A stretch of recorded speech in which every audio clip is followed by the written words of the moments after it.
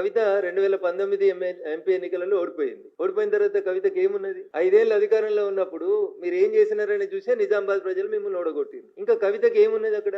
ఏం లేదు. కష్టపడేదో నాన్న ప్రేమనో కొట్లాడనో ఏడ్స్తోటో ఎమ్మెల్సీ తెచ్చుకున్నారు. ఇవాళ చెల్లకుండా పోయినటువంటి కవిత గారు జనబాహల్యం లోపల పోటీ చేస్తే ప్రజలు ఆదరిస్తలేరని చెప్పి వచ్చి సెల్ఫ్ బ్రాండింగ్ పంచాయతీ తప్పితే ఏముంది? ఏం గొప్పగా చేసిందని కవిత? బతుకమ్మ ఆడినా, తెలంగాణ భావ వ్యాప్తి చేసిన చెల్లె నువ్వు ఉటే కంటే ముందు నుంచి ఉంది కదా బతుకమ్మ. నిజాం సర్కరోడు మా ఆడబిడ్డల్ని చీరలు ఇప్పించి బతుకమ్మ ఆడిరనే పంచాయతీ తెలంగాణ ఉద్యమ చరిత్రలో ఉంది కదా. చెల్లె బతుకమ్మ ఆడితే బతుకమ్మ, బతుకమ్మ ఆడకపోతే బతుకమ్మ కాదనేది ఎవరు చెప్పారు? So there is no brand for Kavitha, no brand for KTR, nothing is there for TRS.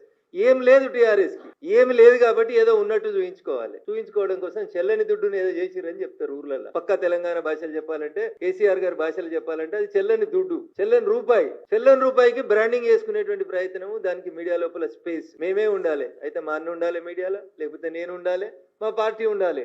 ఇతరులు ఎవరు ఉండొద్దు, ఇతరుల గురించి చర్చ జరగొద్దు.